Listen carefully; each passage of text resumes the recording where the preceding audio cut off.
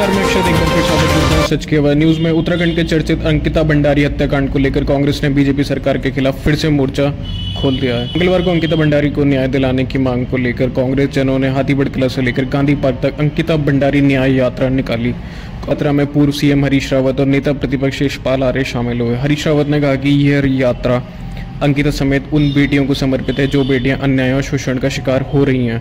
हरीश रावत ने कहा कि कोर्ट में सुनवाई के दौरान एक गवाह ने कहा कि उसे रिजॉर्ट में बुलडोजर चलाने का आदेश दिया गया था। उन्होंने सवाल उठाया कि रिजॉर्ट में बुलडोजर चलाने का मतलब कोई साक्ष्य मिटाना चाहता था। हत्या के साक्ष्यों को नष्ट करना आपराधिक कृत्य है। हरीश रावत ने मांग उठाते हुए कहा कि गवाह के बयान के आधार पर बुलडोजर चलाने के आदेश देने वालों के खिलाफ मुकदमा दर्ज होना चाहिए। नेता प्रतिपक्ष यशपाल आर्य ने अंकिता भंडारी मामले में कहा कि अंकिता को रिजॉर्ट मालिक ओर से वीआईपी को विशेष सेवा देने के बाध्य किया गया, जबकि इनकार कर देती है तो उसकी हत्या कर दी जाती है। उन्होंने कहा कि अंकिता के परिजनों ने जिस वीआईपी के नाम का उल्लेख किया है वह बीजेपी में शीर्ष पद पर बैठा व्यक्ति है। यशपाल आर्य का कहना है कि हम अंकिता को न्याय दिलाने के लिए संघर्षरत हैं। हम चाहते हैं कि उस व्यक्ति का चेहरा बेनकाब हो। ऋषिकेश में गणेश गोदियाल के नेतृत्व में कांग्रेस ने रेलवे रोड स्थित कांग्रेस भवन से त्रिवेणी घाट स्थित गांधी स्तंभ तक निकाली। यात्रा के दौरान कांग्रेसियों ने धामी सरकार के खिलाफ नारेबाजी करते हुए प्रदर्शन किया और वीआईपी का नाम उजागर करने की मांग की। भाजपा के प्रदेश मीडिया प्रभारी मनवीर सिंह चौहान ने कांग्रेस की न्याय यात्रा की मंशा पर सवाल खड़े करते हुए अवसरवादी और स्वार्थ की राजनीति का हिस्सा बताया। चौहान ने कहा कि अंकिता को कांग्रेस की ढोंग युक्त यात्रा से नहीं बल्कि कानून न्याय दिलाएगा और इसकी कसर जांच एजेंसियों ने पूरी की है। उन्होंने कहा कि निश्चित रूप से इस यात्रा का हर्ष भी उसकी कथित झूठ फरेब से युक्त स्वाभिमान यात्रा जैसा होने वाला है। पार्टी मुख्यालय में पत्रकारों के सवाल का जवाब देते हुए चौहान ने कहा कि पूर्व में इस मुद्दे पर निकाली गई स्वाभिमान न्याय यात्रा कांग्रेस ने देशवासी अपमान कर समाप्त की थी। चौहान ने कहा कि दुखद अंकिता प्रकरण में न्यायिक प्रक्रिया निर्णायक दौर में चल रही है तथा सीएम धामी की संवेदनशील गंभीरता और सख्ती के चलते सभी आरोपी सलाखों के पीछे हैं। अब तक की जांच प्रक्रिया से न्यायालय और जनता भी संतुष्ट है, लेकिन कांग्रेस को राजनीतिक संतुष्टि नहीं हो रही है। उनकी कल से शुरू राजनीतिक न्याय यात्रा न केवल न्यायिक प्रक्रिया का अपमान है, साथ ही दिवंगत बेटी की आत्मा के साथ भी अन्याय है।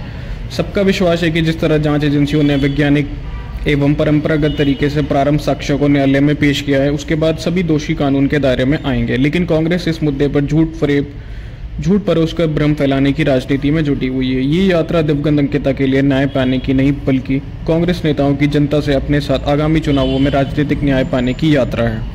हादसे में 2 लोगों की मौत हो गई। मामला जनपद टिहरी के नरेंद्र नगर का है। जानकारी के अनुसार नरेंद्र नगर में बीती रात एक कार गहरी खाई में जा गिरी। एसडीआरएफ और पुलिस ने एक व्यक्ति का रात को ही रेस्क्यू कर लिया था। दुर्घटना में डोईवाला निवासी व्यापारी संजय बजाज की मौत हो गई और दूसरे व्यक्ति की पहचान नाम सुशील रावत निवासी भानियावाला के रूप में हुई है। बताया जाता है कि दोनों किसी काम के सिलसिले में नरेंद्र नगर जा रहे थे। वापसी में नरेंद्र नगर रोड पर उनका वाहन अनियंत्रित होकर गहरी खाई में जा गिरा।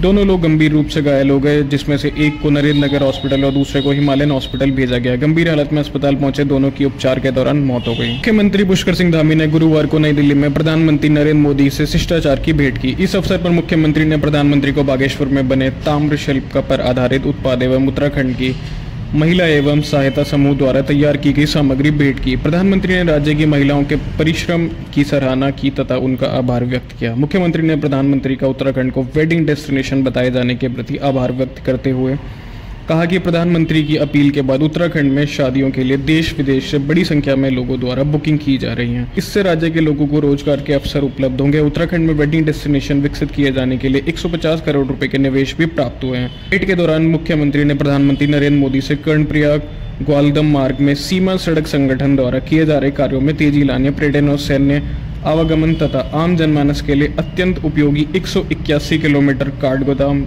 लोहाघाट पंचेश्वर मोटर मार्ग को राष्ट्रीय राजमार्ग के रूप में अधिसूचित करने एवं मानसखंड मंदिरों को जोड़ने वाले 20 मार्गों हेतु 1000 करोड़ रुपए की स्वीकृति प्रदान करने का अनुरोध किया। मुख्यमंत्री ने कहा कि राज्य में चारधाम यात्रा पर आने वाले यात्रियों एवं पर्यटकों को मानसखंड मंदिर माला के दर्शन करने के लिए प्रोत्साहित करने के लिए गढ़वाल तथा गाँव को जोड़ने वाले मार्गों का उच्चीकरण किया जाना आवश्यक है। मुख्यमंत्री ने प्रधानमंत्री को अवगत कराया कि मानसखंड मंदिर माला मिशन के अंतर्गत चिन्हित 48 से 16 मंदिरों में स्थापना विकास के कार्य शुरू हो चुके हैं। जागेश्वर धाम हेतु 150 करोड़ रुपए का मास्टर प्लान बनाया गया है। बेटी के साथ दुष्कर्म के आरोपी कलयुगी पिता को पुलिस ने किया गिरफ्तार। अपनी नाबालिग पुत्री को हवस का शिकार बना रहे कलयुगी बाप को मां की शिकायत पर पुलिस ने गिरफ्तार किया है। विगत दिवस रायपुर निवासी एक महिला ने थाना रायपुर में दी तहरीर में आरोप लगाया कि उसके पति द्वारा उनकी 16 वर्षीय नाबालिग पुत्री के साथ डरा धमकाकर शारीरिक संबंध बनाने तथा मारपीट गाली गलौज कर जान से मारने की धमकी दी जा रही है। वादिनी को तहरीर के आधार पर थाना रायपुर पर तत्काल भादवी व पोक्सो अधिनियम पंजीकृत किया गया।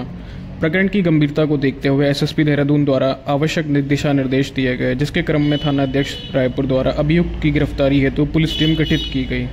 गठित पुलिस टीम द्वारा बसंत कुमार निवासी रायपुर को गिरफ्तार कर लिया गया। विद्यालय शिक्षा के अंतर्गत शासकीय एवं अशासकीय विद्यालयों में अध्ययनरत कक्षा 9 की करीब 50,000 छात्राओं को मुफ्त साइकिल दी जाएगी, जिसके लिए शिक्षा निदेशालय ने बालिका शिक्षा प्रोत्साहन योजना के तहत सभी 13 जिलों में 14 करोड़ की धनराशि जारी कर दी है। इस योजना के तहत प्रत्येक छात्र के खाते में डीबीटी के माध्यम से साइकिल क्रय हेतु 2,850 रुपये दिए जाएंगे। बालिका शिक्षा को बढ़ावा देने के लिए राज्य सरकार ने बालिका शिक्षा प्रोत्साहन योजना शुरू की है, जिसके तहत प्रदेश भर के शासकीय एवं अशासकीय विद्यालयों में कक्षा 9 में प्रवेश लेने वाले सभी छात्राओं को मुफ्त साइकिल योजना का लाभ दिया जा रहा है। श्री केदारनाथ धाम व बद्रीनाथ धाम में प्रतिवर्ष रिकॉर्ड संख्या में श्रद्धालुओं की भीड़ को देखते हुए श्री बद्रीनाथ केदारनाथ समिति व्यवस्थाओं को ठीक करने के लिए अपने विभागीय ढांचों को भी चुस्त दुरुस्त करने में लगी हुई है।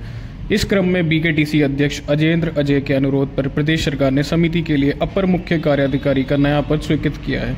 इस सिविल सेवा संवर्ग का अधिकारी तैनात होगा। प्रदेश के धर्म सांस्कृतिक सचिव हरीश चंद्र सेमवाल ने गुरुवार को इस संबंध में आदेश जारी किए। केदारनाथ धाम की विकट भौगोलिक परिस्थितियों और भारी मात्रा में यात्रियों की संख्या को देखते हुए बीकेटीसी ने व्यवस्थाओं में निरंतर सुधार और उनके पर्यवेक्षण के लिए एक अपर मुख्य कार्याधिकारी का पद सृजित करने का शासन से अनुरोध किया है। इस पर शासन ने अपर मुख्य कार्याधिकारी का पद सृजित करते हुए पीसीएस स्तर के अधिकारी को अपर मुख्य कार्याधिकारी के रूप में तैनात करने की अनुमति प्रदान की है।